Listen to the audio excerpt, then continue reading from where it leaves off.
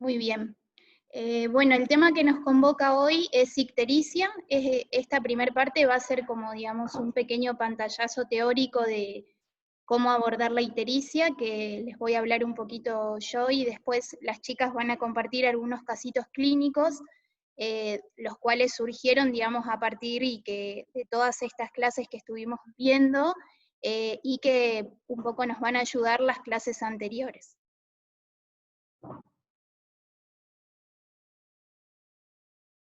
¿Cómo sigo?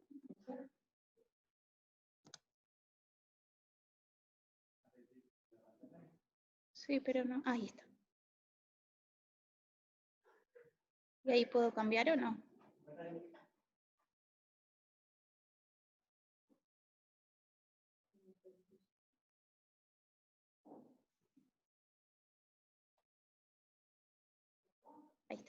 Bueno, como objetivos de esta clase me propuse que podamos abordar al niño con ictericia, poder conocer las causas de la misma y reconocer a aquellos niños que requieren una derivación oportuna. Algunos conceptos que me pareció importante como ir recordándolos, que por ahí algunos ya lo conocemos y otros no nos acordamos tanto, como que la ictericia es la coloración amarillenta de piel y mucosas, que se hace evidente con una concentración de bilirrubina total sérica mayor de 2 a 3 miligramos por decilitro, pero que si bien la hiperbilirrubinemia en sí se define por un valor de bilirrubina total sérica mayor de 1,5 miligramos por decilitro. Para poder entender, digamos, por qué surge la hiperbilirrubinemia, me pareció importante poder recordar algunos pasos en digamos, en el mecanismo del metabolismo de la bilirrubina, sabiendo que la bilirrubina es el producto final, ¿sí?, de degradación del hemo, ¿sí? El 70 al 80% del hemo proviene de la ruptura de los glóbulos rojos, de los eritrocitos, que en un primer paso se transforma en biliverdina, que luego por la acción de la biliverdina reductasa se transforma en bilirrubina. Esa bilirrubina unida a la albúmina es la que va a llegar al hígado. En el hígado, por acción de la glucoronil-transferasa, se va a conjugar y la bilirrubina conjugada es la que digamos, es la que va a ser hidrosoluble y la que se va a excretar a través de la bilis. Es importante, digamos, que recordemos estos mecanismos porque a partir de poder recordar estos mecanismos es que vamos a entender, digamos, los distintos tipos de ictericia que podemos ver en los niños.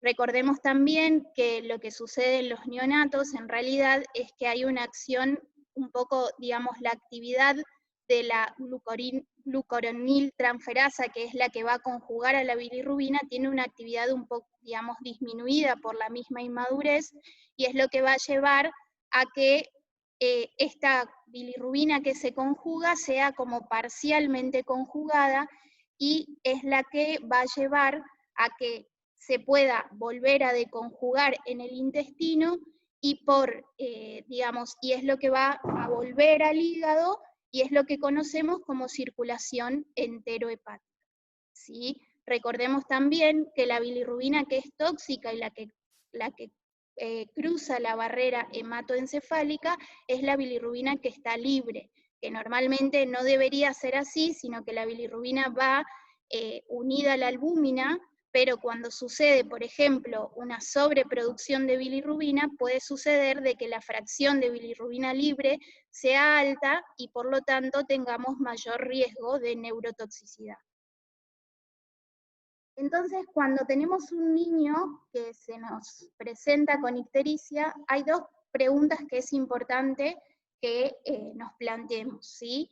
En primer lugar, ¿qué edad tiene el niño? Y en segundo lugar, ¿de qué hiperbilirrubinemia se trata? ¿Sí? Si es una hiperbilirrubinemia a predominio indirecto, o la no conjugada, o una hiperbi conjugada.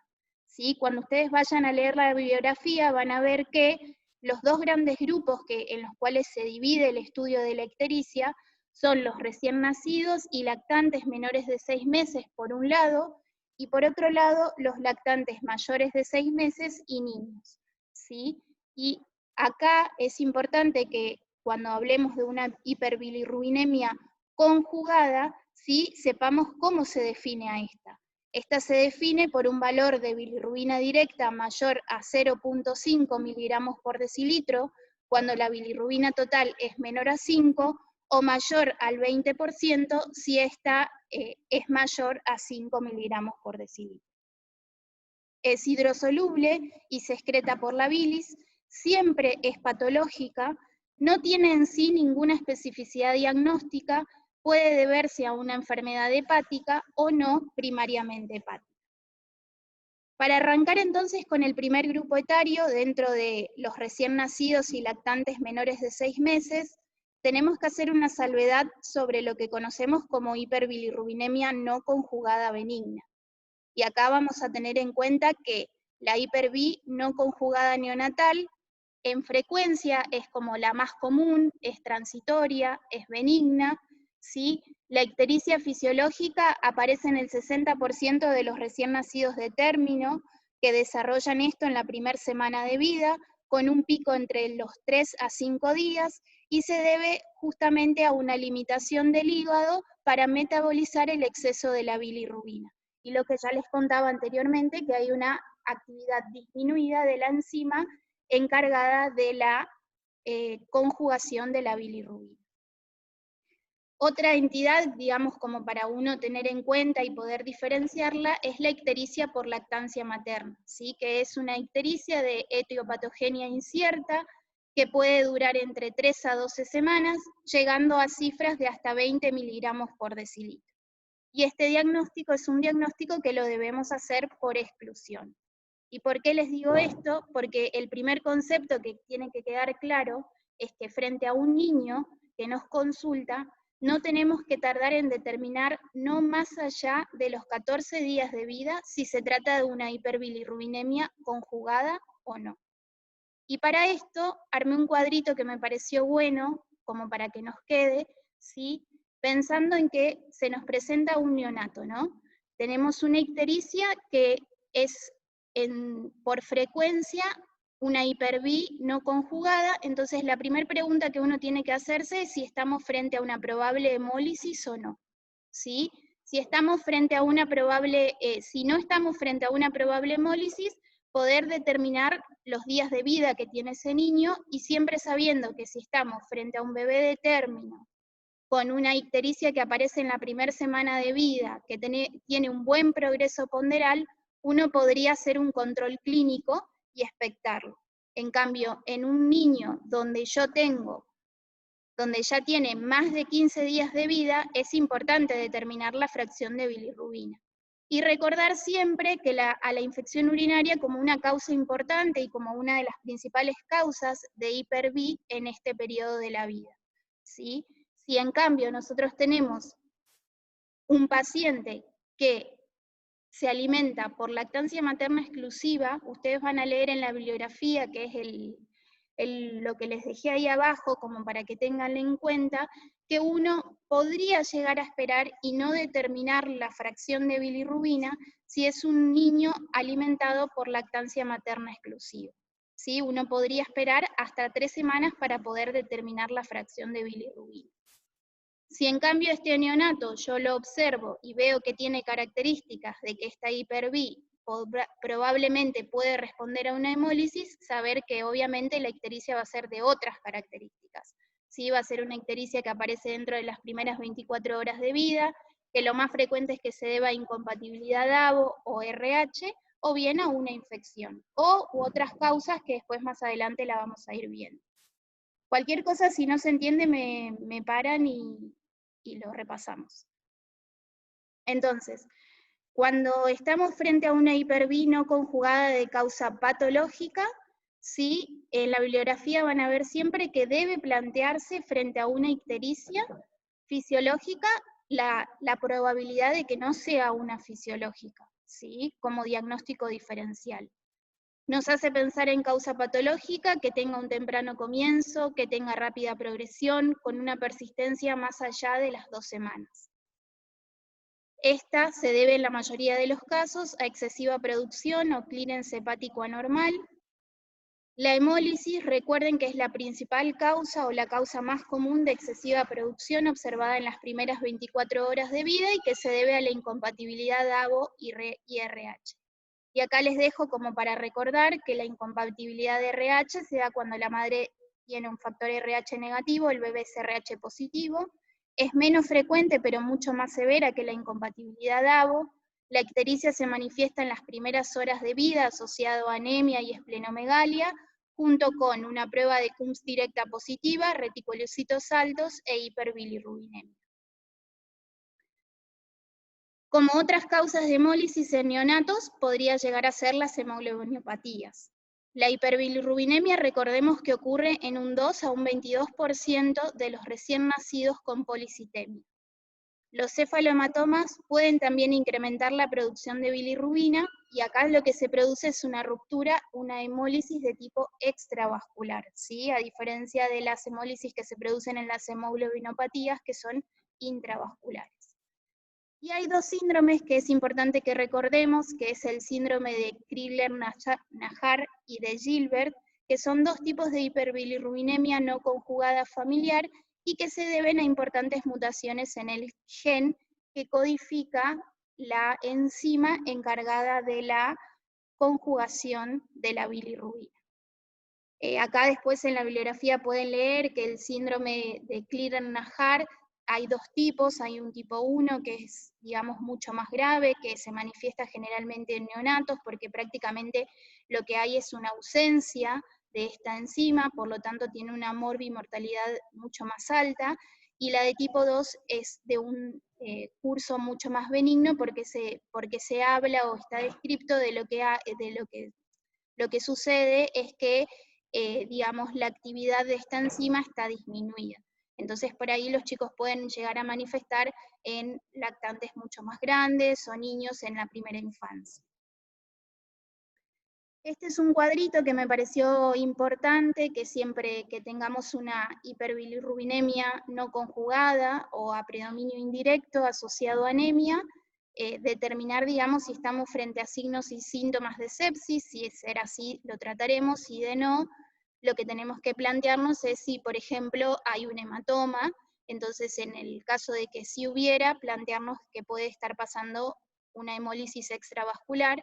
En cambio, si no, tenemos que ir a buscar otras cosas, ¿sí? Como una historia familiar de anemia hemolítica, una historia familiar de, digamos, ictericia temprana y severa, o si pertenece a una etnia en la cual está asociada la anemia hemolítica. Y una vez que determinamos esas primeras 3 preguntas que son importantes, de ser así, lo que tenemos que ir a buscar es el déficit de la glucosa 6-fosfato deshidrogenasa, y de no ser así, lo que vamos a ir a hacer es ver en el extendido periférico si tenemos alguna característica anormal o una morfología anormal de los glóbulos rojos, y de ser así, lo que, si es positivo, digamos, lo que vamos a ir a encontrar es, podríamos llegar a encontrar, es una enfermedad de células falciformes, una esferocitosis hereditaria, y de no ser así, tenemos que ir a buscar si es que hubieran eritrocitos fragmentados en el extendido periférico. Si es positivo, tenemos o vamos a estar frente a una anemia hemolítica microangiopática, como por ejemplo es el caso del YU, y de no ser así, tenemos que investigar lo que es la malaria y frente a una prueba de CUMS positiva, saber que vamos a estar frente a una anemia hemolítica autoinmune.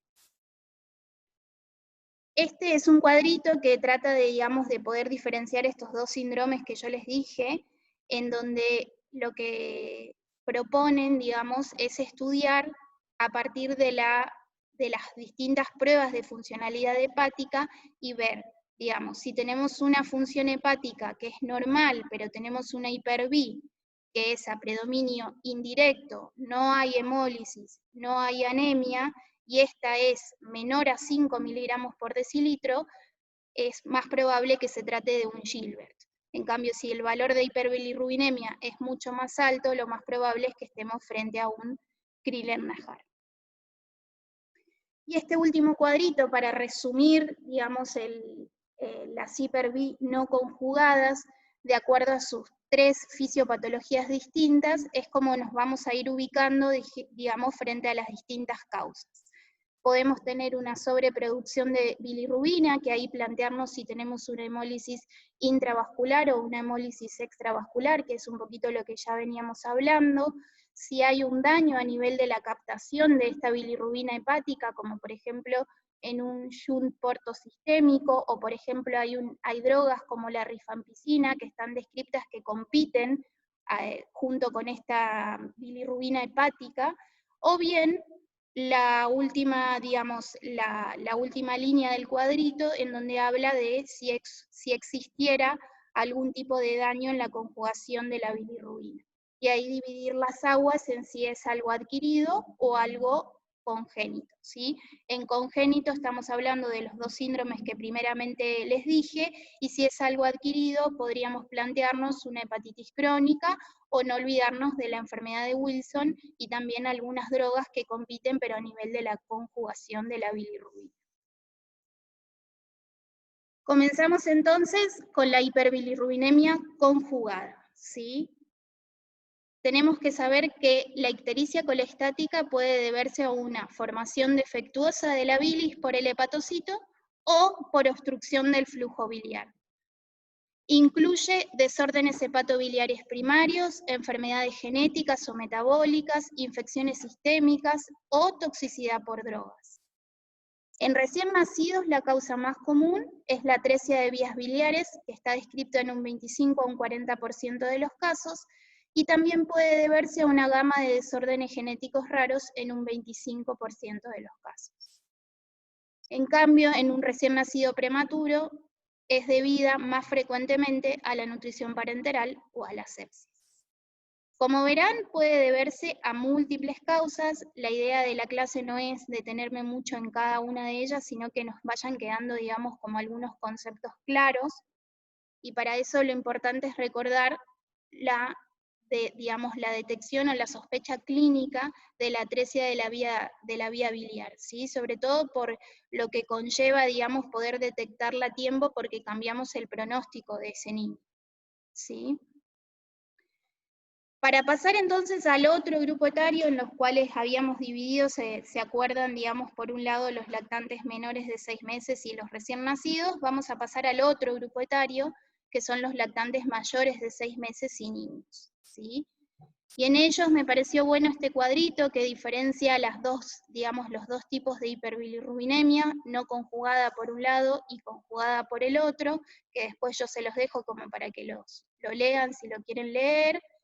Y les hice un pequeño resumencito de tener en cuenta que la hiperbilirrubinemia no conjugada se debe a enfermedades hemolíticas, tales como la anemia de células falciformes, el defecto en la glucosa 6-fosfato deshidrogenasa o esferocitosis hereditaria. Recordar que el síndrome de Gilbert es un desorden benigno hereditario que afecta al 7% de la población, se manifiesta después de la pubertad ante un ayuno prolongado o una enfermedad viral aguda, por eso si bien la nombramos anteriormente, es importante que lo recordemos, digamos, en este grupo etario. Recordar que la hiperbilirrubinemia conjugada puede desarrollarse como resultado de una hepatitis viral aguda o crónica, la hepatitis autoinmune o por drogas o tóxicos.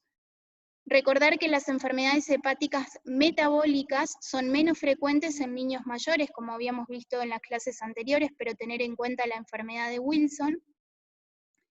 Recordar que la colelitiasis es la causa más común de la obstrucción biliar asociado a dislipemia y obesidad. Y recordar estos dos síndromes, el síndrome de Dubin-Johnson y de Rotor, que se presentan con hiperbilirrubinemia conjugada sin alteración de la función hepática. Entonces, una vez que determinamos estas principales causas, que como verán hay un montón, pero la idea más o menos era de cómo ir pensando de acuerdo a cómo se nos presente nuestro paciente, nos vamos acercando mucho más a la aproximación diagnóstica con otros elementos que tenemos, ¿sí? Y para eso tenemos que no olvidar que siempre que evaluamos a un niño con ictericia, además de la ictericia hay que analizar otros signos y síntomas, como por ejemplo el pródromo viral, si hay un dolor abdominal o distensión, si hay acolia, coluria o prurito. En los neonatos es muy importante la historia prenatal y del nacimiento para poder identificar los factores de riesgo, si hubo exposición a agentes hepatotóxicos, no olvidar la historia familiar, si hay historia familiar de ictericia persistente, de enfermedades hepáticas crónicas, hemólisis o enfermedades metabólicas, distinguir el tiempo de evolución, si es algo agudo o crónico, si se trata de una enfermedad hepática primaria o en el contexto de alguna enfermedad sistémica.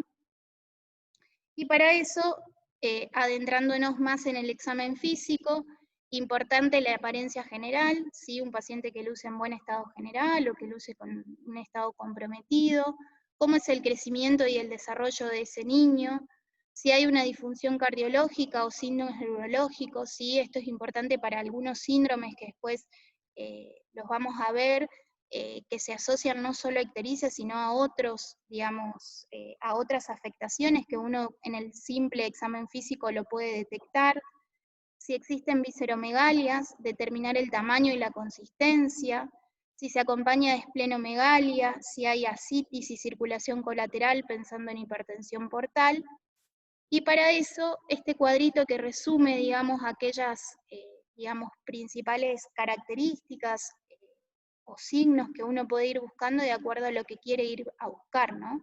Entonces, por ejemplo, tener en cuenta que en un paciente con una atresia de la vía biliar es un paciente que luce con, digamos, que tiene buena apariencia, ¿sí? Que inicialmente es un paciente que crece bien, por eso es tan importante esto de determinar esta ictericia que se extiende más allá de los 14 días, que si bien un poco leyendo, hay el 85% de los neonatos resuelven la ictericia dentro de los 14 días, pero hay un 15% que no lo hace, y ese probablemente podría digamos, llegar a ser el neonato que se alimenta por lactancia materna exclusiva, que es en el que uno, siempre y cuando yo vea, digamos, en el examen físico o vea en el crecimiento de ese niño que está bien, estoy, digamos, como exento de no pedirle exactamente a los 14 días, pero siempre, digamos, prender la alarma para, digamos, la atresia. Algunos, los pacientes con, por ejemplo, el síndrome de Al-Jail, que es un síndrome que se caracteriza por tener, digamos, ictericia colestática, también tienen en el examen físico otras características que uno lo puede ir a buscar y con simplemente el examen físico y la historia de ese niño lo puede sospechar. Obvio que el diagnóstico después final lo hacemos con, digamos, con un estudio genético, ¿no? Entonces este cuadrito está bueno como para que después lo lean si quieren, y en cuanto a los laboratorios, según su sospecha clínica, para mí lo más importante es que todo esto que estuvimos hablando desde que uno interroga al niño, interroga al familiar junto con, digamos, la historia de ese niño, las características de la ictericia, si está asociado o no a otros signos y síntomas, es donde uno en el laboratorio va a ir a buscar determinadas cosas, ¿no? Como lo veníamos hablando en las clases anteriores, si uno pensaría que esta ictericia es secundaria a una enfermedad primariamente hepática, ver, digamos, pruebas que nos den funcionalidad hepática, como las enzimas hepáticas, la gamma GT, el coagulograma, las proteínas totales, la albúmina, ¿sí? Y más que nada, digamos, la idea de estos laboratorios según nuestra sospecha clínica es más que nada eso, ¿sí? A que no vamos a pedir toda esta catrallada de estudios, sino que lo vamos a hacer en base a nuestra sospecha clínica, y como verán, son un montón. Así que nada, por ahora la primera parte se trataba de eso, de poder enfocar al niño con ictericia y nada más. No sé si les quedó alguna duda o algo que quieran preguntar.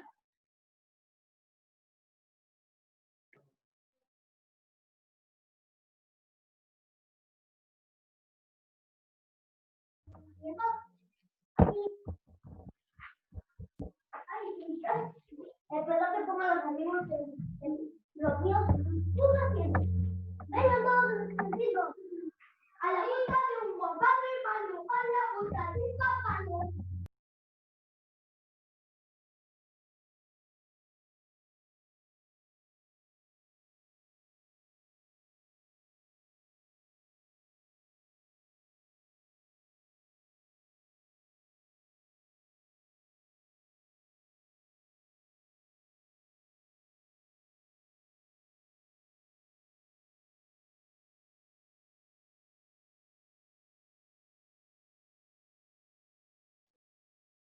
Mari, en realidad si vos pensás, digamos, la atresia no va a resolver, digamos, a los 14 días de vida. Por eso justamente es que uno, frente a un niño que tenga, digamos, ictericia que se prolongue más allá de los 14 días, es en el que uno tiene que prender la lamparita y decir, bueno, si este niño se alimenta con lactancia materna exclusiva, es un niño que crece bien, que yo veo que, digamos, en el examen físico o en los signos y síntomas ese niño solo tiene ictericia, porque eso es otra cosa que tenemos que tener en cuenta, ¿sí? Que si tiene, digamos, acolia o tiene en el examen físico alguna otra cosa, uno no va a pensar que es una ictericia fisiológica que se prolonga, sino que es una ictericia en el contexto de una enfermedad que en ese que es primariamente hepática, digamos, o una enfermedad sistémica también puede ser, pero como estamos hablando de atresia, entonces no es que hay un porcentaje que lo resuelve antes, justamente la atresia no la va a resolver. Lo que, digamos, lo que quise decir, digamos, con los 15 días es que hay un porcentaje de niños con ictericia fisiológica que no van a llegar a resolver la ictericia a los 15 días de vida, sino que la van a resolver tal vez con una semana más, digamos, o sea, a los 21 días de vida, ¿sí? Entonces, ese es el que uno por ahí siempre y cuando se alimenta con lactancia materna exclusiva, ¿sí? Si el paciente se alimenta con fórmula, uno sí o sí a los 14 días de vida le tiene que pedir el examen de bilirrubina como para determinar qué fracción de bilirrubina está aumentada. No sé si se entendió o... Sí, Emi, re bien.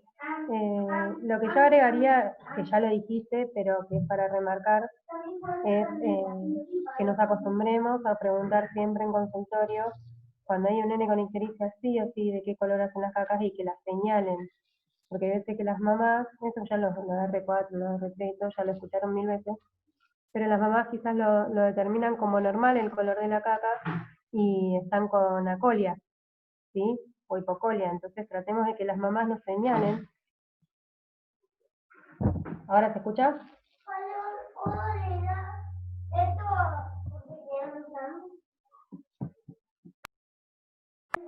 Hola ¿Ahí se Gaby, no te escucha? llegué a escuchar, perdón. No, más que nada para... ¿Ahí se escucha? ¿Se escucha? Bien, perfecto. Más que nada es que muchos ya lo saben y todo, pero que se los remarcamos siempre, es que nos acostumbremos a preguntar siempre a las mamás, cuando vemos un bebé con ictericia, ¿de qué color hacen la caca? Parece una tontería, pero muchas veces las mamás toman la materia fecal como normal, y la materia fecal es hipocólica o acólica. Entonces tratemos de tener esa alarma siempre. Un nene histérico, que si bien puede ser... que si bien puede ser que sea por lactancia materna, preguntarnos y acostumbrarnos a eso, ¿sí?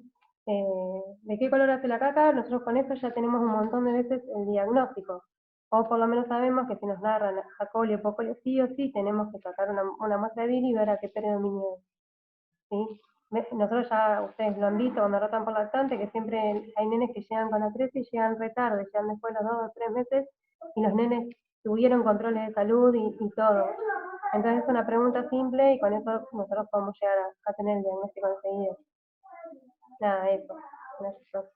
Pero muy bueno hasta ahora. Todo.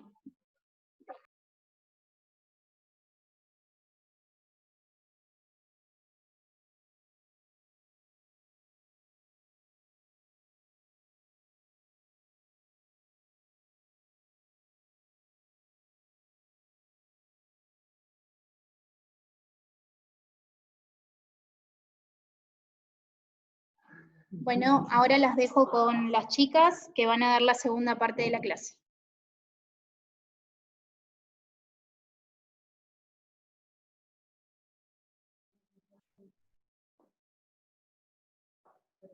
Buenas, ¿cómo andan? Acá estoy José, estamos con Dai y Sofi. Vamos a presentar unos casos clínicos que se nos presentaron el mes pasado en el sector lactantes. La idea es ejemplificar un poco lo que dijo Emi. Son 5 casitos simples, reducidos, no queremos hacerlo muy engorroso. Y nada, eso es todo. La idea es ver cómo desde un mismo motivo de consulta se puede llegar a distintos casos y más o menos tener en cuenta qué es lo que no se nos puede pasar. También estamos con Madu y con Diani, que nos acompañaron en el equipo de guardia y de la sala del mes pasado, y si tienen alguna duda de los casos nos van preguntando, que acá Ale nos tira el chat.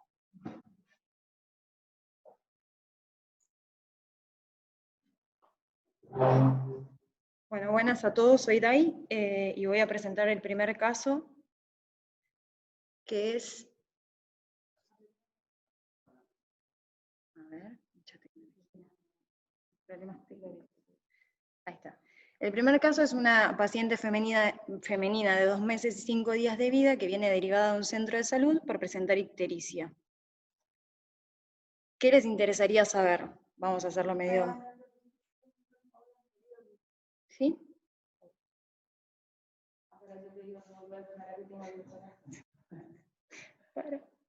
Sí, es verdad, sí, muchas gracias. Ok.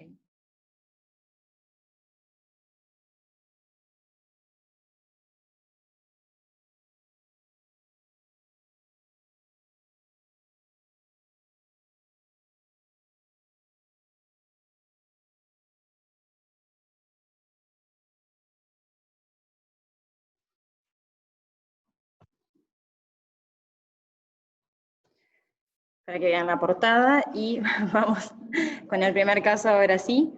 Es una paciente femenina de 2 meses y 5 días de vida que viene derivada del centro de salud por presentar ictericia. Ese es el motivo, digamos, por el que llega a la guardia. ¿Qué les interesaría saber? La idea es hacerlo dinámico, con las preguntas de ustedes, y vamos a ir contándoles cómo surgieron.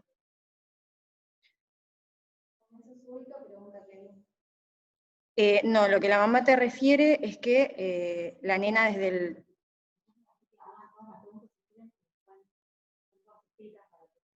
Para no pasarlo. Ah, listo. Bueno, manden todas las preguntas, los esperamos.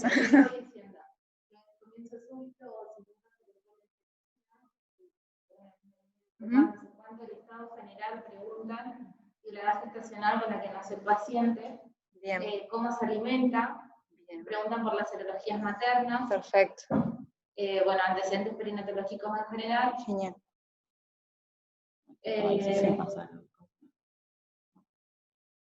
Cuando inició, un poco preguntan eso, del examen físico, estado general preguntaron. Bien. Las deposiciones preguntan. Genial. Todo lo que viene a la próxima diapo. Sí, y después dice, la primera consulta preguntan, ¿fue porque la madre lo notó o porque el pediatra percibió la ictericia? Perfecto, eso. El PIS, pregunta Fran, no sé bien a qué se refiere con el PIS, después pregunta otra persona, el color de la orina específicamente. 5 días, dice Ana, no, ahí tiene un... No, tiene 25. 2 meses y 5 días de vida. ¿Tiene vómitos? Preguntan. Bien. ¿Tiene algún otro signo acompañante aparte de la ictericia? Claro, no, el motivo de derivación es la ictericia nada más. Ahora les cuento igual en la próxima diapo. Perfecto. Acá nos pregunta Flor si es generalizada o hasta dónde.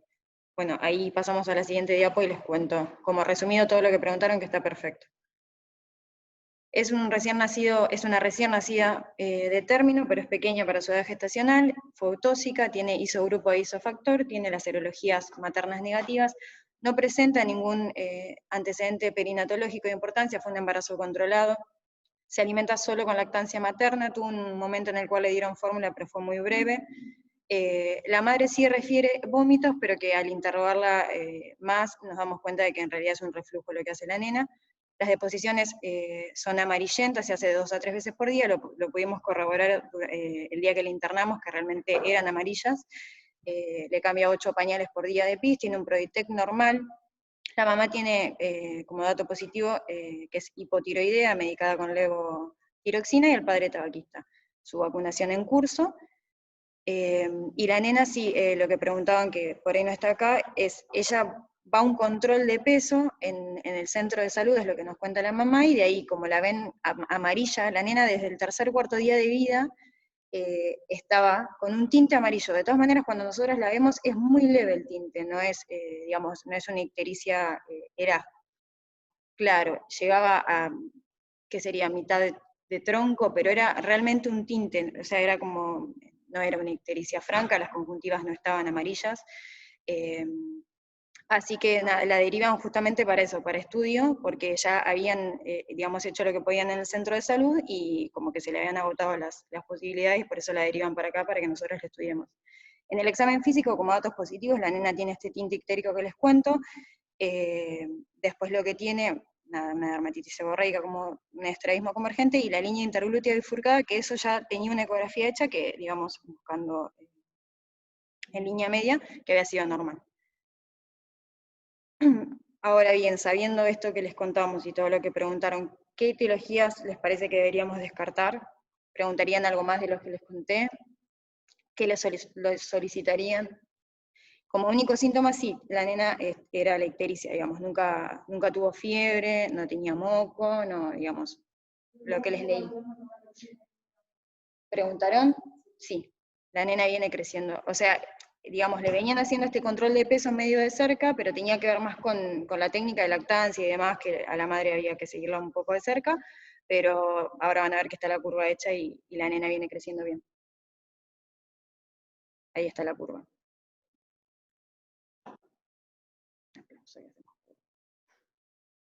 ¿Qué les parece que, o sea, cómo la encararían para estudiarla a esta nena? Que sabemos que viene creciendo bien. Claro. Esa meseta que ven ahí en el peso, que se ve en la imagen, tiene que ver con esta adaptación con el tema de la alimentación, por eso la citaban, digamos, al centro de salud. No tuvo ningún cuadro infeccioso en ese momento, lo único que había que ajustar era el tema de la lactancia, y en ese momento fue que le habían dado algún que otro biberón, pero la madre priorizaba la teta. Qué genia que eso sale. Sí, en ese momento le solicitan urocultivo. Perdón. Acá Ale me pregunta si en esa meseta le habían solicitado urocultivo. La nena es paciente de Gonet, y sí, allá le habían solicitado urocultivo y había dado negativo. También le solicitan una ecografía abdominal que se hace en un centro privado de Villa Elisa, de donde son ellos, y es normal. Se la estudió, digamos, en ese momento, y digamos, la nena seguía con ese tinte ictérico, pero no presentaba ninguna alteración. Tenía un valor levemente aumentado de la bilirrubina en ese momento, pero nada que amerite una conducta, digamos.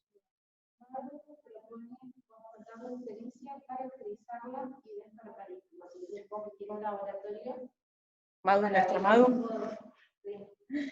Para ver qué tipo de ictericia es y descartar aparte una... Perfecto. ¿Algún otro estudio pedirían? Además del uro que dijo Madu, el laboratorio para caracterizar la ictericia.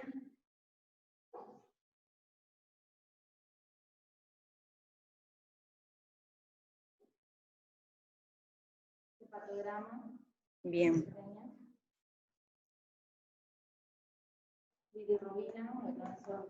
Perfecto.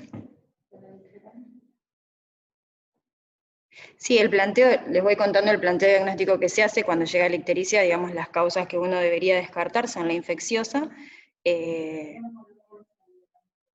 hemograma con extendido.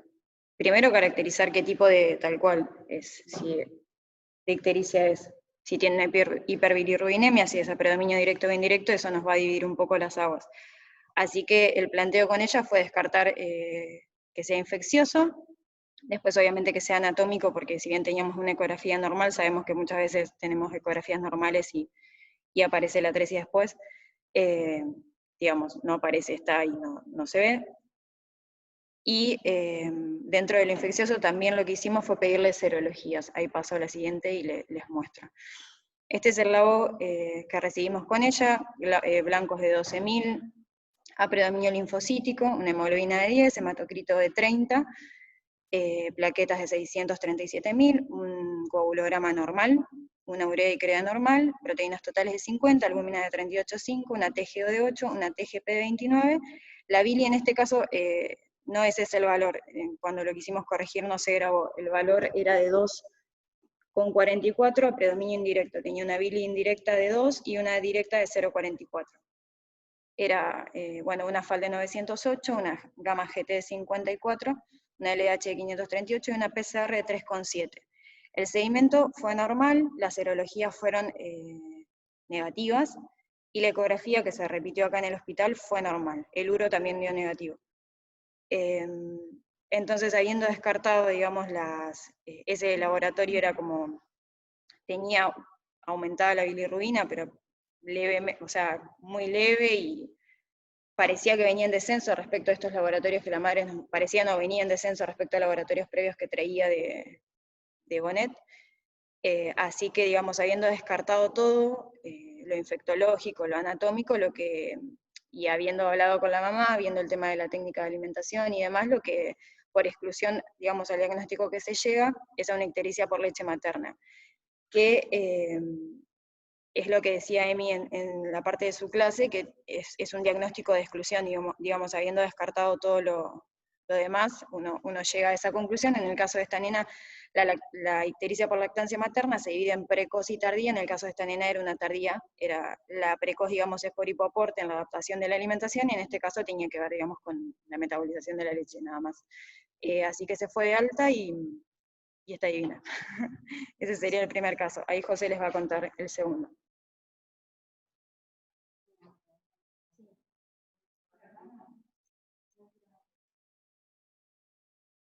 Bueno, si no hay dudas, arranco con el otro entonces. El segundo caso es una paciente femenina. Bueno, pregunta nota para volver, si es a predominio indirecto siempre por la lactancia materna.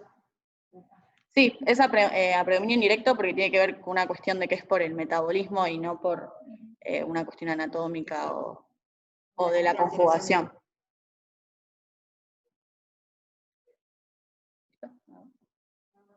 Bueno, retomo.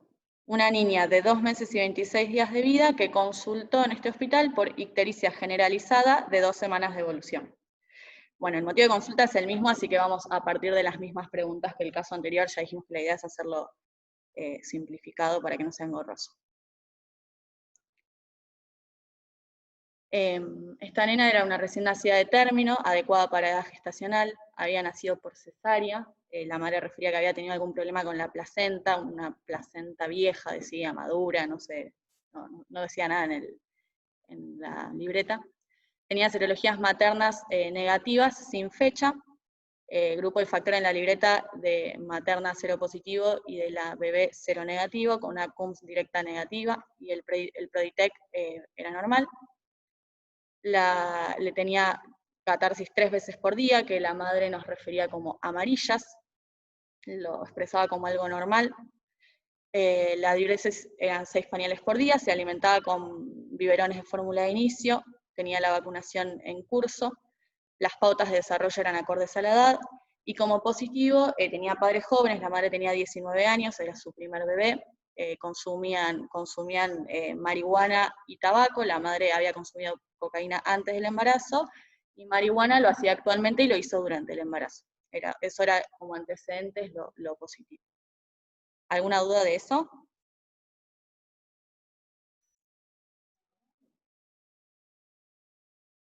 Bueno. Al examen físico, la nena se la veía en buen estado general, estaba normohidratada, afebril, tenía una franca ictericia generalizada, que solo respetaba plantas, con las conjuntivas ictéricas. El abdomen era blando, depresible, se palpaba el reborde costal a 2 centímetros, el borde hepático a 2 centímetros del reborde costal. Esto era lo que decía en el ingreso. Después en la sala se notaba el aumento de la consistencia del hígado, era un borde duro. El vaso no se palpaba, y después tenía una dermatitis del pañal, y de peso venía creciendo bien, lucía bien de aspecto, excepto por su ictericia generalizada. No hay comentarios. Bueno, como repito, vamos a seguir como el caso anterior, entiendo que pedirían lo mismo. Se le pidió ese laboratorio donde tiene 18.000 blancos, a predominio linfocítico, hemoglobina 10,7, hematocritos 31, plaquetas 436.000, una glucemia de 0,77, una función renal normal, proteínas 64,5, albúmina 41,3, TGO 221, TGP 155, FAL 2628, gamma GT 1086, LDH 628, bilirrubina total de 12, a predominio directo, un coagulograma normal, las serologías eran negativas, el sedimento y el urocultivo fueron negativos, y en la ecografía abdominal se hicieron dos, una cuando llegó y otra el día siguiente, que eran normales. ¿Cómo seguirían? ¿Qué planteos tienen? ¿Cómo interpretan el laboratorio? Claro, ante qué patrón de laboratorio estamos, que es distinto al caso anterior. La ecografía abdominal no está en el informe, pero decía que el hígado estaba tamaño normal, consistencia normal, congenicidad normal, que tenía la vesícula biliar planificada. La primera decía sin signos sugestivos de atresia, y la segunda decía vía biliar de calibre conservado.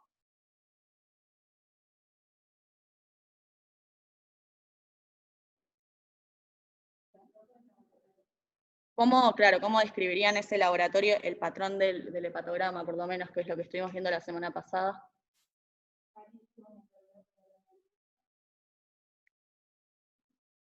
Bien, ¿sí? ¿Y el resto? Las transaminasas, FAL, GT.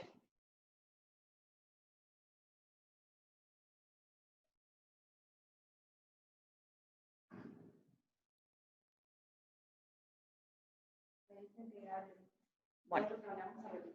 ¿Qué? Ah. No, es Ale que me está tirando las preguntas del chat.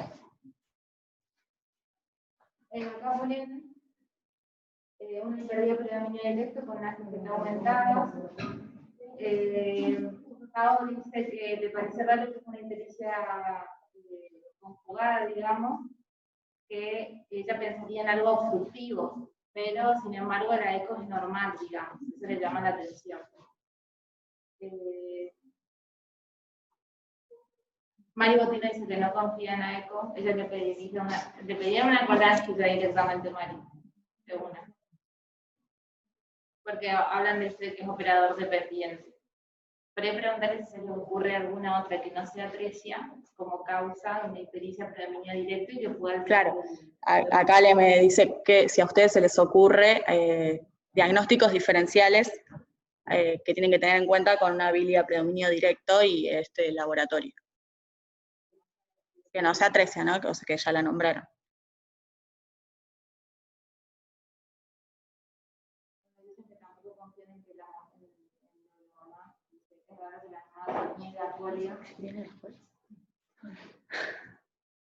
Bueno. ¿No dijeron nada?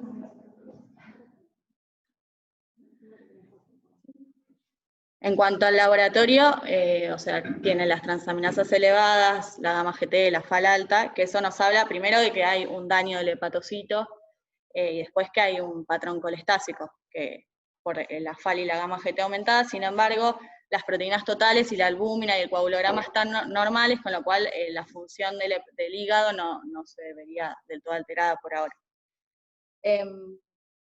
Bueno, hay dos cosas que son la clave de las cosas que dijeron que son la clave de este caso. Una son las ecografías, y otro que nombraron es síntomas acompañantes, como la coloración del pis y la caca. Como dijimos, la madre primeriza había venido sola por todo esto de la pandemia, y a ella no le llamaba la atención el color de las cacas, y no era claro, nos señalaba cosas, los colores no eran claros. Al otro día que se internó tuvimos la oportunidad de ver su pañal, y esta era la materia fecal. No sé si llegan a ver bien el color en la pantalla, pero era acolia completamente, y cuando juntó la muestra de orina también se veía la coluria. Por eso es importante, como dijo Gaby, no dejarse llevar por el simple hecho de que la madre la refiera como normal, porque en este caso era una madre primeriza que no tenía experiencia, entonces es importante o mostrar por ejemplo, la escala esta que está ahí para describir objetivamente la coloración de la materia fecal. Después la abuela vino a los días y ella nos dijo que le había llamado la atención la caca, que sabía que era clara, pero con todo este tema de la pandemia no había consultado antes por el tema. Y en cuanto a la ecografía, al servicio de gastroenterología, que estaba en seguimiento, que la tenía bien vista la niña, también le llamó la atención que las 2 ecografías eran normales, pero como dijimos anteriormente, la ecografía no es el mejor método para diagnosticar la atresia de vías biliares, que es lo que tendríamos que descartar sí o sí con urgencia, porque la nena ya estaba en una edad que el pronóstico estaba en riesgo. Así que, sin embargo, a pesar de haber tenido 2 ecografías normales, por el cuadro clínico de la nena, que era una nena que lucía aparentemente sana, que estaba en buen estado general, la ictericia generalizada, ese laboratorio, no podían descartar la atresia de vías biliares y no se quedaban tranquilos porque era algo que había que descartar. Así que...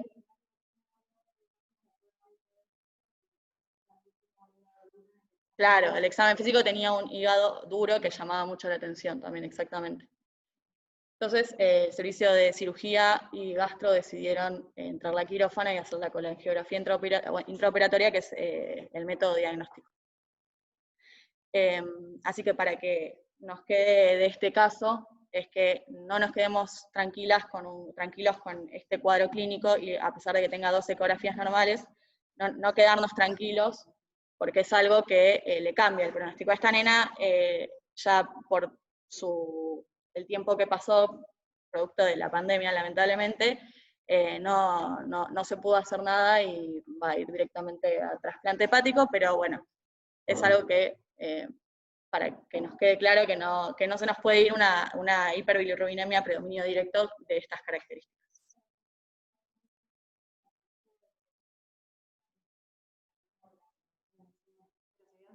La ictericia, en realidad, ella había tenido una ictericia cuando nació, pero que había resuelto espontáneamente a los 5 o 6 días. Ahí habían consultado con el pediatra en el control de los primeros días, el pediatra le dijo que era algo normal porque estaba bien la nena, y esa ictericia se había ido.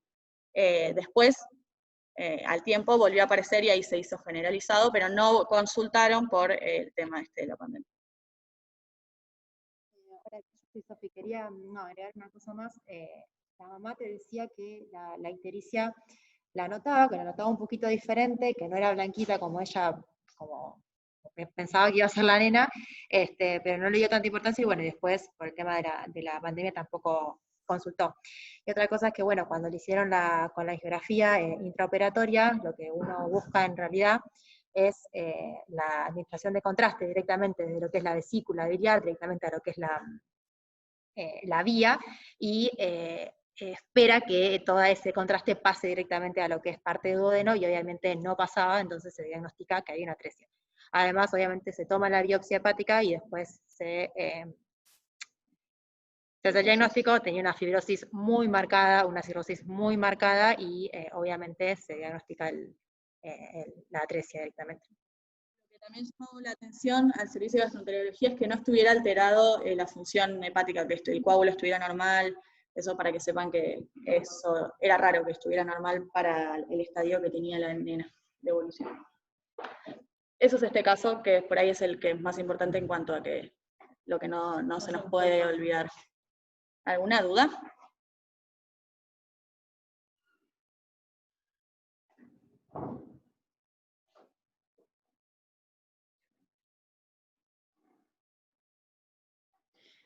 Bueno, vamos al siguiente caso. Soy de ahí de vuelta. Es un paciente masculino de 3 meses y 17 días de vida que ingresa por presentar ictericia generalizada desde su nacimiento, que aumentó de intensidad en las últimas 24 horas, y asociado a un registro subfebril de 37,5, perdón. Como dato importante de esto es que el motivo de consulta es la fiebre, o sea, este registro subfebril. La madre lo lleva por eso. Vamos a seguir la misma metodología que veníamos haciendo, les cuento los antecedentes del nene. Es un recién nacido de término, también pequeño, para la edad gestacional, nació por parto, su mamá tiene las serologías negativas, tiene un Provitec normal, no hay antecedentes perinatales ni neonatales de relevancia. En cuanto a la diuresis, 5 pañales por día, catarsis de 4 a 5 deposiciones por día. La mamá acá en este caso sí las refiere como acólicas o hipocólicas. Se alimenta solo por lactancia materna, tiene las pautas del desarrollo acorde y la vacunación en curso, le faltaba la primera dosis de Membeo, que tiene 3 meses y unos días. El nene ingresa en un regular estado general, estaba clínica y hemodinámicamente compensado, afebril al momento del ingreso, tenía un tinte ictérico generalizado. Este tinte era realmente ictérico, no era leve como el anterior que les contaba, el nene estaba amarillito. Tenía leve rinorrea anterior, las mucosas húmedas también ictéricas, las conjuntivas también estaban ictéricas, las fauces levemente eritematosas con rinorrea posterior. En el examen físico de este nene lo que también llama mucho la atención es que, digamos, tenía a la auscultación cardíaca un soplo sistólico eyectivo que irradiaba dorso, de una intensidad de 3 a 6. Charlamos con las chicas que lo internaron, yo lo vi por en sala 14, y dicen que realmente, pues, después lo auscultamos y sí, es un soplo que yo, por ejemplo, que no tengo mucha cancha con los soplos, lo escuché. Y el relleno era menor a 2 segundos. En el abdomen estaba blando, depresible, tenía su catarsis era acólica y tenía una hepatomegalia de 7 centímetros aproximadamente y una esplenomegalia, donde se palpaba el polo inferior con la maniobra bimanual que lo hizo la doctora Guzmán Sanín, muy bien ahí, le mando un saludo. Bueno, la mamá te refiere que el nene, lo que llama la atención del relato es esto, de que el nene siempre estuvo ictérico, acentuó su ictericia, la mamá, digamos, en sus controles lo había charlado con el pediatra, pero no había llamado demasiado la atención, y acentúa esa ictericia en estas últimas, en este último tiempo. Sí te refiere que siempre fueron así, no te refiere un cambio en la materia fecal, digamos. Como siempre, o sea, lo que hablábamos de la ictericia cuando se internan, las etiologías a descartar. En el caso de este nene, viene derivado de 9 de julio, ya viene medicado con ceftriaxona. Así que lo que se hace es, digamos, buscar foco infeccioso, se lo hemocultiva, ahí les muestro lo que se pidió. La progresión de peso, no lo sé, perdón. Miguel acá nos pregunta cómo era la progresión de peso.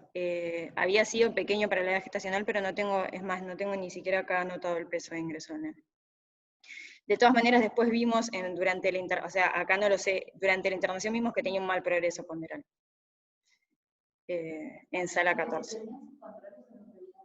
Lo que pasa es que tiene 3 meses y en todo este contexto de pandemia todos te refieren lo mismo, que digamos no hacen los mismos controles que hacían. Te refiere como un primer control donde el nene estaba ictérico, pero que no se había dado como demasiada relevancia. Y ella lo lleva ahora por la fiebre. Digamos, es lo que refiere. Bueno, cuando se le piden los estudios, tiene 25.700... Voy y vengo. La mamá... No. Ahí vamos, voy y vengo. Con blancos de 25.700, una hemoglobina de 10, hematocrito de 29,4, plaquetas de 274.000, una PCR de 34. El coágulo no coagulaba, ¿sí? Una KPTT de 61, urea de 0,09, CREA de 0,21, proteínas totales 58,6, albúmina 36,5. En el hepatograma tiene un colesterol de 1,53, una ATGO de 1.191, una TGP de 479, una bili total de 19, con una bili directa de 6,97, ya que es a predominio directo por esto de la definición que decía Emi hoy, y una bili indirecta de 12, una FAL de 1.662, una milasa de 7, una gamma GT de 24 y una LDH de 969. La prueba de Coombs, directa e indirecta, es negativa, el grupo de factores, 0 positivo al nene. Cuando se le hacen las serologías, se encuentra una IgM positiva, con ese valor que está ahí, y en los hemocultivos el nene aísla un Staphylococcus aureus. Cuando se realiza la búsqueda de focos profundos, digamos, no se encuentran, y en el ecocardiograma lo que aparece es una estenosis de rama pulmonar, y en el fondo de ojo un embriotoxón posterior. Ahora les cuento, digamos, por qué se da todo esto. Lo que llama la atención de ese laboratorio, no sé si Cristina está por ahí que conoce del caso, pero es que para tener digamos, un patrón de colestasis, el nene tiene una gamma GT normal. Entonces eso es como que hace un poco de... Y digamos, durante toda la internación, en todos los laboratorios que se le hicieron, nunca movió la gamma GT. ¿Sí? Su TGO y su TGP fueron empeorando, hoy hablé con los chicos y ahora sí están en mejoría, pero bueno, cuando digamos, por ahí lo importante de este caso es que es bastante complejo porque tiene varias aristas, pero en este caso, como el nene aísla este estafilococo, vamos a buscar los focos profundos. Cuando vamos a buscar los focos profundos nos encontramos, además del soplo este que tenía la estenosis de ramas pulmonares. Entonces, hablamos con la gente del soplo, exacto, y buscando en el fondo de ojo también focos profundos, nos encontramos con el embriotoxón posterior. A todo esto se hace también la interconsulta, en ese momento se interconsulta con infecto, con gastroenterología, con metábolo, o sea, se realiza interconsulta con los diferentes servicios, y cardiología, cuando encuentra esta estenosis asociada a un cuadro de ictericia, lo que nos sugiere es el estudio, que después obviamente hablando con gastroenterología sugieren lo mismo, que es el posible diagnóstico de un síndrome de Alagille. Este nene hoy está internado por la sospecha del síndrome de Alagille, que hoy Emi lo describió en una de las diapositivas que pasó. Es un síndrome genético, sí, se confirma por estudio genético, así que estamos medio complicados, creo que acá no se hace, y también por la clínica. Lo que llama la atención de este nene es que tiene como varias aristas, pero lo que es la afectación hepática, no, esa gamma GT es lo que, digamos, no, a la gente de gastro no le cierra, porque particularmente a Cristina, que es quien estaba con él, por eso preguntaba si estaba por ahí, quien lo venía a ver a la sala. Sí tiene todo el resto, digamos, o sea, tiene la afectación cardíaca, tiene ese embriotoxón posterior en lo que es en la parte oftalmológica, tiene una fascia que es medio ahí, y bueno, está mala progresión del peso, pero bueno, a su vez este nene tenía su sepsis por el estáfilo, y además tiene ese citomegalo que, bueno, cuando se estudia, que digamos podemos pensar en la afectación hepática de cómo tan marcada y cómo fue en aumento, por el citomegalovirus que se buscó en orina, dio positivo, se busca en sangre antes de eso y da no detectable, ahí se busca en orina, aparece detectable, se vuelve a dosar en sangre y recién ahí aparece, detectable, no dosable, tenía alrededor de 1000 copias y pareciera, digamos, que ahí estaba como largándose. Nada, es un caso que es interesantísimo, pero digamos, es como para que tengamos en cuenta también que, como hablamos, estos 3 casos hasta ahora y los que va ahora a contar Sofi, digamos, el primer caso era por lactancia materna, que no tiene, digamos, demasiadas, es por exclusión. Esto de la atresia, que es una causa anatómica, hay causas genéticas, digamos, para que veamos que un mismo motivo de consulta nos puede derivar en un montón de patologías, es como, digamos, el objetivo. Así que este caso es un caso, pero nos pareció súper interesante. ¿Alguna pregunta?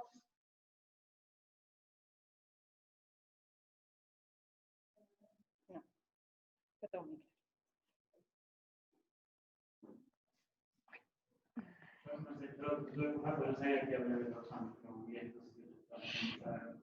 Yo también lo googleé, soy Sofía, hola. Yo también lo googleé porque no sabía qué era. Es como una línea blanca que aparece en el ángulo anterior del ojo, que es bien característico de la enfermedad de Alagille, pero nada más que eso, o sea, no sé nada más que eso. Es típico del síndrome. O sea, el síndrome es un paciente ictérico con patrón colistásico que cursa, como dijo Daigo, alteraciones cardiológicas, lo más frecuente es que curse con estenosis de ramas pulmonares, alteración oftalmológica de este embriotoxón, después tiene una fase peculiar y después también habla de alteraciones vertebrales características. Eso no lo tenía. Bien. Bueno. Sí, lo que dice Julio es así, no se ve en el fondo de ojo ni nada, sino que hay que pedir el estudio específico de lámpara de hendiduras.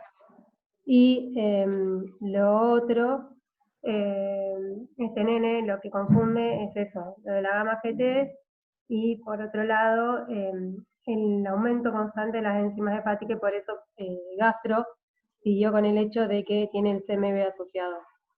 Y lo otro del embriotoxon es que también puede estar creo que es un 20% de la población normal. Así que sí o sí hay que seguir juntando criterios y Gastro le va a repetir la placa con los controles más adelante para ver si aparecen las alteraciones vertebrales que no se vieron bien en la placa que tenemos.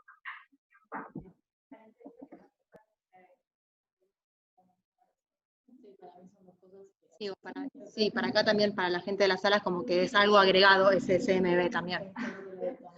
Que fue lo que sacamos. Bueno, no sé si se están durmiendo, faltan 2 casos nada más, ya terminamos. Ahora es un paciente masculino de 1 mes de vida que consulta por ictericia generalizada de 1 mes de evolución. Pedimos todo lo mismo. Él es un recién nacido de término de 40 semanas, adecuado para la edad gestacional. Las serologías maternas no estaban en la libreta, el grupo y factor no se registra en la libreta, no estaba registrado. El Proditec no se registra, pero después la mamá lo trae y es normal, y no tenía antecedentes perinatales ni neonatales de importancia. La mamá era una mamá joven también, de 19 años, le decía que las catarsis eran de 2 a 3 veces por día, te decía que eran amarillas, que eran normales. La diuresis refería a 6 pañales por día, no tomaba ninguna medicación y se alimentaba con lactancia materna exclusiva. Vimos la técnica alimentaria durante la internación y era buena, tenía buena succión y demás. El paciente se presentó en buen estado general, vigil, reactivo, tenía una ictericia generalizada marcada, solo respetaba las plantas de los pies, tenía un color de piel bastante oscuro, así que la ictericia era bastante marcada para que se note. Las conjuntivas también eran ictéricas, el abdomen era blando, depresible, indoloro, y no se palpaba visceromegalia. El lactante estaba bien, en buen estado general, vigil y reactivo. No tengo las curvas ahora, pero se las hicimos y tenía buen progreso tanto de peso como de estatura. La mamá te decía que desde que nació lo había visto amarillo. Como tenía 1 mes, había ido a los 15 días de vida, le dijeron que nada, que podía ser normal, y después consulta de vuelta y, en el hospital, y ahí se le interna. Bueno, como todos, le sacamos el mismo laboratorio que pedimos, un hemograma, para dónde estábamos parados, tenía 11.700 blancos, una hemoglobina de 12, un hematocrito de 35,6, tenía 450.000 plaquetas, un coágulo que estaba normal, ¿sí? Una urea de 0,9 y una creatinina, una muestra que era totalmente ictérica, tenía colesterol total de 1,31, una TGO de 30 y una TGP de 13, hasta ahora normal su función y las enzimas hepáticas. Después tenía una bilirrubina total de 22,48, que era todo predominio indirecto, casi de 22,27, y una directa de 0,21. Tenía una FAL un poco aumentada de 1.281, una gamma GT, que de acuerdo a los valores que nos pasó Cristina en la última clase, de 0 a 4 meses hasta 90 podíamos esperar, o sea que estaba levemente aumentada, una LDH que era normal y una PCR de 0,1. Nada, obviamente pensando, no sé si quieren hablar un poco de qué diagnósticos diferenciales les parecen. Nosotros le pedimos serologías que fueran todas negativas, y también le pedimos como causa de ictericia en un paciente lactante de 1 mes, pensando que por ahí, si bien el nene venía creciendo bien, pensamos en algo infeccioso, le pedimos un uro y un sedimento que fueron negativos, y también le pedimos una ecografía abdominal que fue normal. No sé si quieren pensar en algo más, en algo que llame la atención, o... Bueno. Y alguien tiene que decir algo. Ahí tienen las dos, directa e indirecta negativas.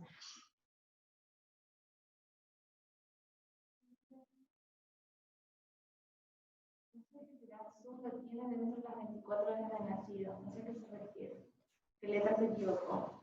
Sí, la claro, en un mes llega una revolución, nació con ictericia, digamos, cuando... Sí, la mamá te dice que lo vio medio amarillito, y después, o sea, cuando nació, después se fue a la casa, lo vio a los 15 días que hizo el control, ahí un poco más amarillo, pero le dijeron que nada, que era normal, que lo iban a seguir viendo, y después volvió a 15 días después, ya con 1 mes ahora, estaba amarillo.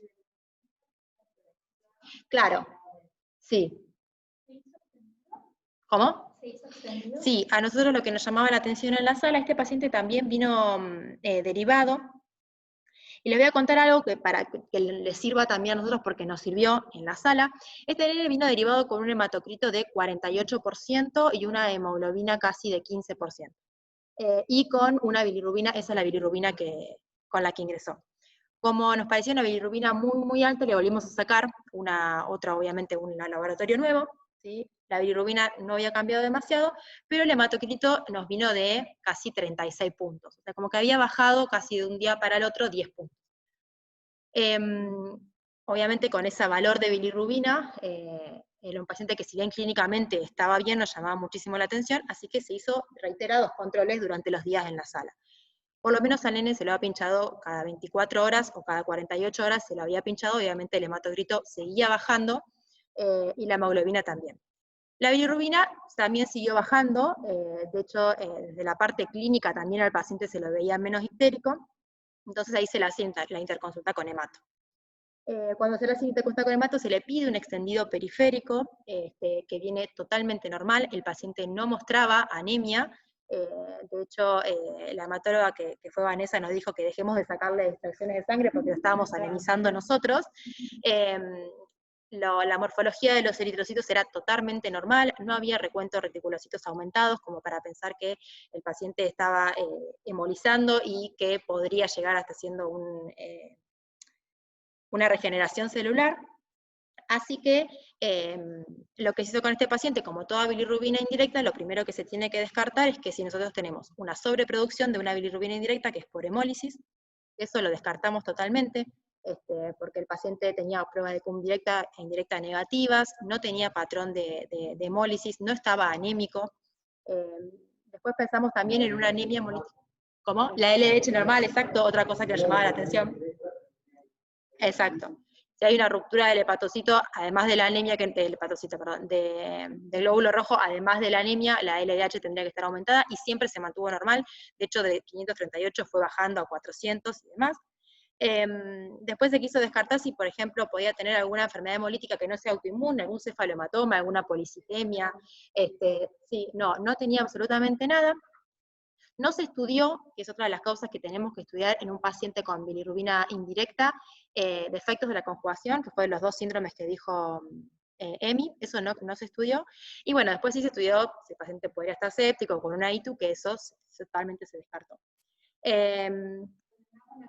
Sí, se alimentaba con lactancia materna, así que en realidad el nene clínicamente siempre estuvo bien, los valores de bilirrubina fueron en descenso, la hematocrita y la hemoglobina siempre se mantuvo en valores normales, salvo esa parte que intentamos anemizarlo nosotros después de sacarle tantas veces sangre, así que se fue con el diagnóstico por control, obviamente con hematología, por una ictericia por leche materna, porque el paciente tenía un mes, tenía buen progreso ponderal, se alimentaba solo con lactancia materna, y se había descartado aparentemente todas las causas, y hemato lo que dijo es que por ahí una ictericia por leche materna tenía una bilirrubina indirecta demasiado alta, así que dijo que lo iba a seguir a este paciente y podría llegar a pensar en una incompatibilidad menor, que hay veces que ciertas incompatibilidades menores, que son distintas a la SABO, se pueden llegar a manifestar después de los 4 a 6 meses. Así que era un paciente que iba a seguir hemato, pero no tenemos realmente el diagnóstico definitivo. Lo puse más que nada porque, si bien lo utiliza por lactancia materna, lo que nos pasó es eso, que la verdad que en la sala lo anemizamos nosotros, y fue por, nos asustaba demasiado esa bilirrubina, y nada más. ¿Alguna consulta, alguna duda de este paciente? No, eso fue lo máximo. No, sí. Después fue bajando, iba bajando muy poco, y llegó hasta 18 y se fue creo con 14 de alta. Un mes. Sí. ¿Algo más? Bueno. ¿Cuándo entró? ¿O cuándo entró? ¿Con cuándo? Sí, debe ser con cuánto entró. Es que me ponen CTO entró. Debe ser con cuánto. No, en realidad, a ver, tiro para atrás. Esa fue la máxima que tuvo, pero también entró con 22 y algo. Pasa que no puse todos los laboratorios porque le sacamos realmente cada 24 horas, pero eso fue lo máximo que tuvo.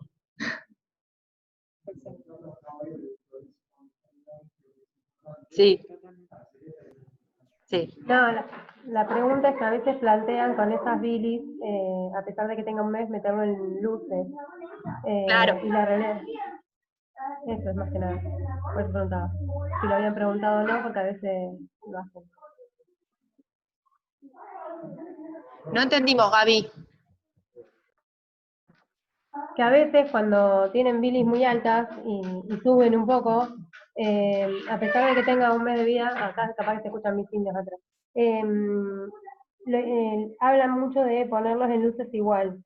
La realidad es que no hay bibliografía escrita de hasta qué edad hay que meterlos o no en luces, y la realidad es que tenía un valor menor a 25, así que nada, nos quedamos tranquilos.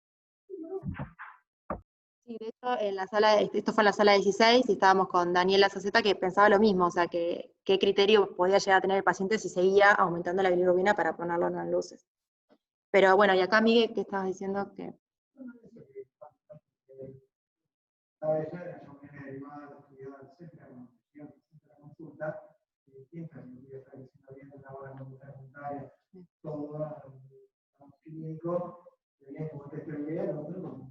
bien. No, lo que plantea acá Miguel, nada, la importancia de saber si el paciente se está alimentando bien, si está creciendo bien, si tiene buen progreso postestructural, que hay que hacerlo en todos los pacientes. No, nunca se estudió, Lu. Los defectos en la conjugación, ninguno de los dos se estudiaron. Claro, el sirve lo que te dicen que la bilirrubina no aumenta demasiado y además por ahí se manifiesta más en edades más tardías. Pero la verdad que nunca se descartó ninguno de los dos genéticos. Sí, pero digo que ninguno en ningún momento se quiso estudiar. En realidad, el Silver Majar depende de cuál sea. En ese tipo, claro, pero el Silver va de la mano con el, no estoy diciendo va de la mano con el otro, por eso. No, pero va de la mano con el otro. Entonces, el Silver es de por siempre, digamos, es el único que uno lo interpreta como benigno. En cambio, el otro, que va de la mano con el Silver y es con el quien uno tiene que hacer el diagnóstico diferencial, hay dos tipos. Si es el tipo 1, es el que tiene, digamos, se manifiesta en un neonato con una mortalidad bastante alta, y el tipo 2 es el que sí uno podría llegar a sospechar con bilis más alta, por eso no pienso en un Gilbert y podría llegar a ser pero es el que Sofi dijo que no se estudió. Indirecto. Sí, porque no sé si es un problema en la conjugación. No se conjuga, entonces al no conjugarse aumenta la hiperbilismo. No sé si escucharon, digo rápido lo que dijo Emi, de los dos síndromes genéticos que se pueden descartar como causa de hiperbilirubinemia indirecta por defecto en la conjugación, tenés el Gilbert, que en realidad es bien benigno, como decía Pepe acá, nada, cursa con bilirrubinas bastante más bajas y muchas veces se manifiesta o se encadena, por ejemplo, en nenes un poco más grandes frente a episodios de estrés o de ayuno. Y después el otro, que nunca me sale el nombre, que son las dos variantes. El 1 dice que sí, que se puede dar en neonatos y que tiene una alta mortalidad, y el tipo 2 que podría poder llegar a corresponder a este paciente, pero insisto, el 1 no se estudiaron ninguna de las tres. ¿Algo más? Listo. El último, y juro que ya nos vamos, este no es de lactantes, fue medio robado, pero es un paciente masculino de 13 años que consulta por ictericia de 24 horas de evolución asociado a coluria hace 5 días. Presentó solamente un registro de fiebre hace una semana que se dio solo y un episodio de tipo alimentario de vómito.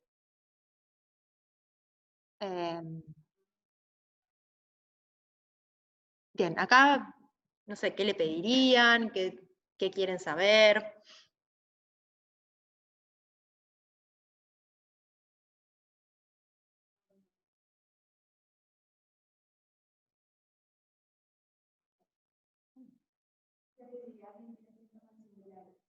No.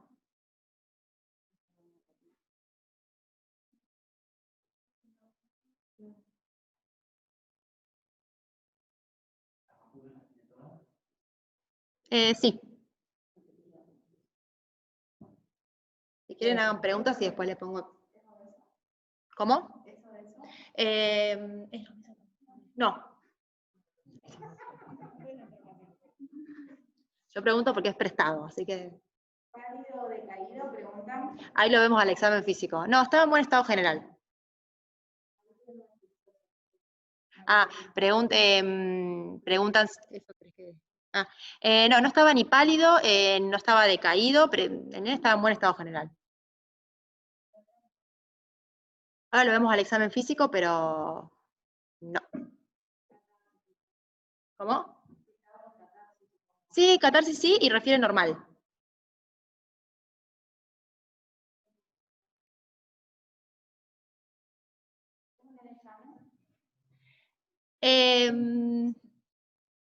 Ahora les cuento antecedentes. ¿Algo más que quieran saber? Ya estaban normales, completas. No es previamente sano, exacto. No, no es previamente sano. Ahí les cuento por qué. ¿Recibe medicación de base? Pregunta Mari. No. ¿Tiene algún dolor? No.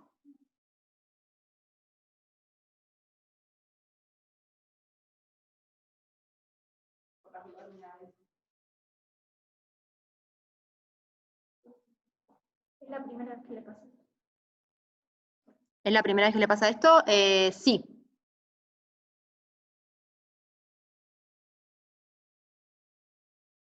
Bueno, ¿paso? ¿Quieren? ¿Les cuento un poco? Bueno. Como dije, no era un paciente previamente sano, es un recién nacido pretérmino de 36 semanas, que fue gemelar. Tuvo una atresia de vías biliares que fue corregida por cirugía de Kasai a los 2 meses de vida, y a los 6 años tuvo un cuadro de una oclusión intestinal, luego se hizo una fístula biliar entérica, por lo que se le realizó una reconstrucción biliodigestiva. El nene ingresó en buen estado general, estaba normohidratado, normoperfundido, tenía una ictericia generalizada, tenía algunas lesiones cicatrizables en los miembros inferiores, de lo de respiratorio estaba bien, tenía una buena entrada de aire bilateral, la ocultación cardíaca no tenía particularidades, y el abdomen no le dolía, que habían preguntado por eso.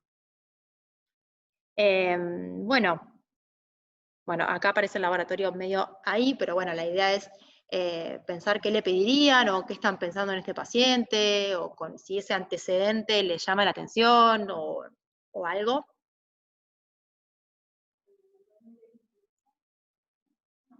No era habitual. Acá preguntan si era habitualmente ictérico y no. O sea, la ictericia aparece ahora con 24 horas. Y esa coluria de 5 días. No, hizo solamente, acá preguntan si siempre fue febril, no, hizo un solo registro de fiebre, que se dio solo.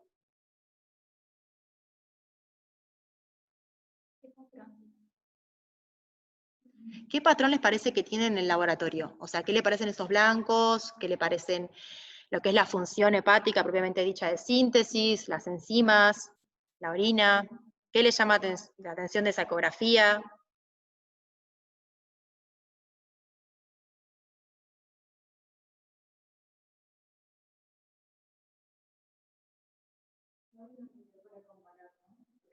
¿Cómo?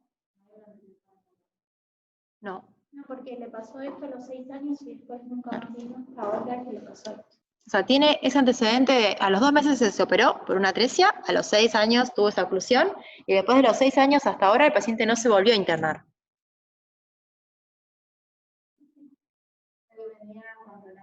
Sí, es un paciente que se controlaba. O sea, desde su parte de la atresia nunca tuvo complicaciones, salvo esa de los 6 años. Claro, no tuvo complicaciones después de los 6 años de esa operación.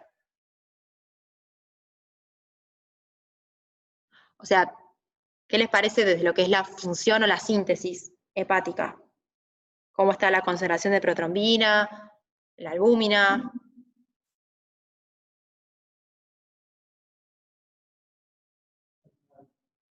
¿Cómo? Bien. ¿Y qué le parece, bueno, las transaminasas?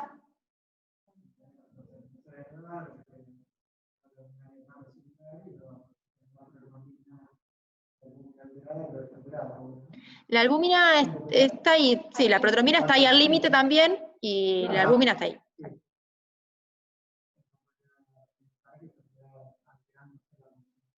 Exacto.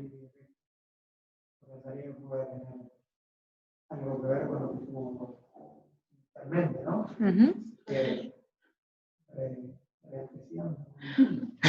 Acá dicen que tiene, bueno, una hipertransaminasemia, que lo que es la función propiamente dicha hepática está un poco alterada, la concentración de protromina está ahí al límite, la albúmina ahí también, y ¿qué les hace pensar esta gamma GT y esta FAL?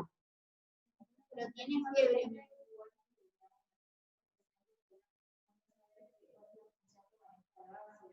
Claro, Porque hay sí. niños que quizás no tienen ningún inconveniente y tienen una función hepática casi normal, y otros que quizás tienen levemente elevado. Y para un caso como el de él, quizás las transaminasas son levemente elevadas, son las que maneja habitualmente. Acá lo que dice Ale, que es cierto, no tengo otros laboratorios, pero hay que ver realmente si este paciente, si fue seguido, cómo fue seguido, cuáles son sus valores en el tiempo de transaminasas, porque por ahí es un paciente que no es previamente sano, que tuvo una cirugía, 2 cirugías, una atresia y después tuvo una oclusión intestinal y un cuadro de fístula. Así que había que tener en cuenta laboratorios previos que en este momento no los tenemos. Y acá Miguel lo que dice es que sí hay un patrón, ¿sí? Tiene una bilirrubina total de 10 y una bilirrubina directa de 5,1, si bien es predominio indirecto, tiene una bilirrubina directa mayor a 1, pensando en que no es un paciente sano y que tuvo una atresia, ¿no? Y esta PCR que está aumentada, no a grandes rasgos, pero... Y la orina que tiene una coluria, que se ve una coluria, ¿no? Y en la ecografía abdominal, bueno, el hígado estaba normal, se veía una calcificación parenquimatosa de 8 milímetros, y después lo que llamaba la atención era la vía biliar intrahepática, que dice que promediaba por encima de la bifurcación portal de 3 milímetros, y el conducto biliar común, que nombrarían más que nada lo que es la vía biliar extrahepática, que ambos estaban casi al límite de la normalidad para estar aumentados en su calibre.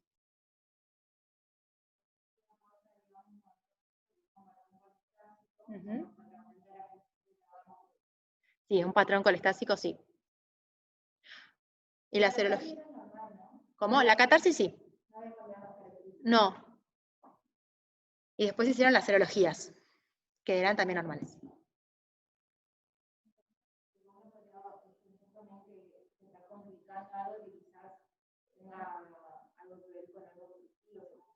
Uh-huh.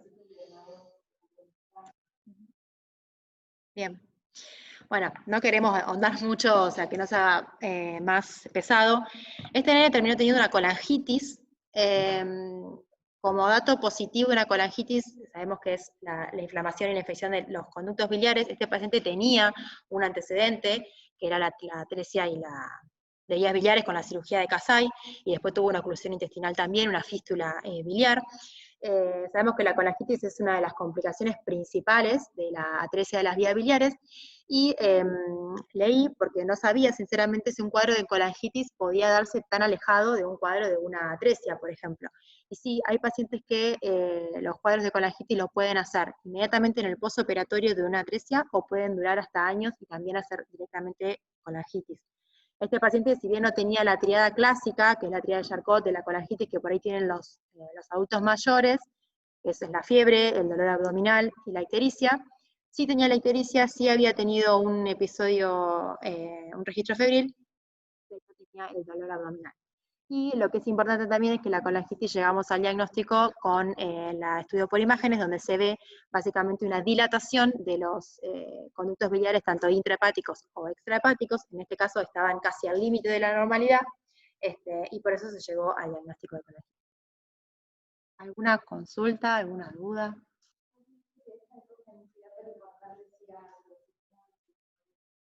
No. Lo que sí, yo tampoco, también pregunté el tema de esa calcificación que a mí me llamaba la atención, y esa calcificación podría haber sido también algo pasado, porque el paciente estuvo instrumentado 2 veces, entonces esa calcificación, le pregunté a alguien que hace imágenes, entonces me dijo eso, que podía ser algo calcificado pasado. Pero no me dijo nada de esa discreta, no la llevo a ver acá, esa discreta aumento de ecogenicidad periportal.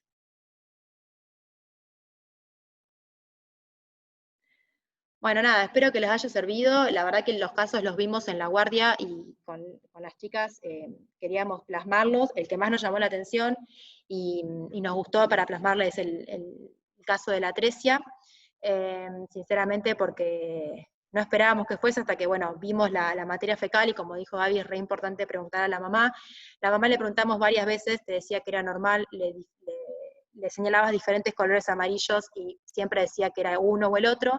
Cuando le mostramos la escala y nos dijo que era entre C2 y 3, que eran bastante blancas, y después cuando las pudimos ver, nada, nos llamó mucho la atención, por eso se las quisimos mostrar, y además eso, también tener en cuenta que un paciente con 2 ecografías abdominales normales no nos descarta el diagnóstico. Y bueno, después los demás, ustedes los pueden volver a leer, y las patologías que también vimos son para que las lean. Principalmente era eso, tratar de darles un motivo de consulta que era la ictericia con diferentes desenlaces, y que aprendamos cómo estudiarlo, y que aprendamos, como dijo Cristina, que creo que nos sirvió a todos, cómo interpretar un hepatograma, saber frente a qué patrón estamos, y qué tenemos que descartar, principalmente ante un paciente que viene con ictericia, de acuerdo a su bilirrubina directa o indirecta. Y bueno, nada más. Derroche de amores. Derroche de amores.